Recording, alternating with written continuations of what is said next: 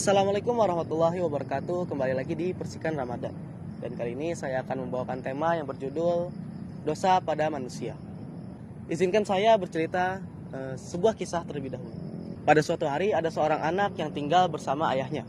Anak ini memiliki sifat pemarah yang bisa marah kepada hal yang sekecil apapun.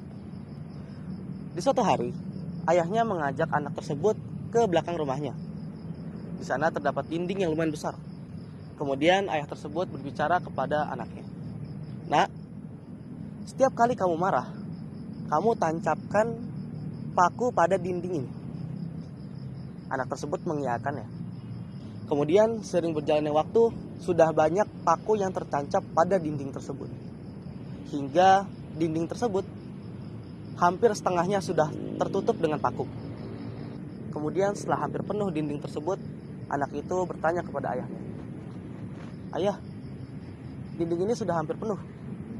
Kemudian ayahnya berkata, setiap kali kamu bisa menahan amarahmu, kamu cabut satu paku dari dinding tersebut. Kemudian anak itu mengiyakannya. Hari-hari berlalu. Semakin lama, tembok itu mulai bersih oleh paku-paku yang menancap.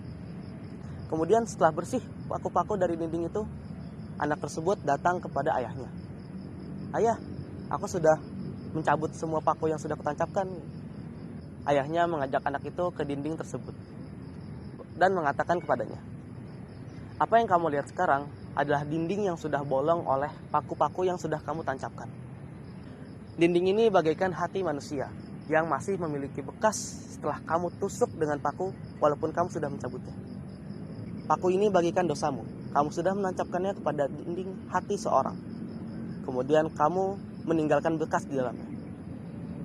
Kesimpulan yang bisa kita ambil dari cerita tersebut adalah kita tidak tahu kalau kita sudah menyakiti hati orang lain. Mungkin kita tidak merasa kita menyakiti hatinya. Kita sudah memakai kata-kata yang menurut kita baik, tapi belum tentu baik untuk orang lain juga. Kita mungkin saja sudah menyakiti hatinya, membuat lubang di dinding hatinya, kemudian meninggalkan bekas di dalamnya. Dosa-dosa itu dihitung oleh Allah Subhanahu wa taala. Yang perlu kita lakukan adalah memohon ampun kepada Allah yang sebesar-besarnya. Setelah kita memohon ampun kepada Allah, paku itu diambil dari dinding tersebut. Tetapi masih ada bekas di dinding itu. Yang perlu kita lakukan setelahnya adalah menambal dinding-dinding itu dengan semen yang baru. Yang perlu kita lakukan adalah meminta maaf kepada orang-orang yang sudah kita sakiti, hingga lubang-lubang yang ada di hati tersebut tertutup kembali. Manfaatkanlah Ramadan ini.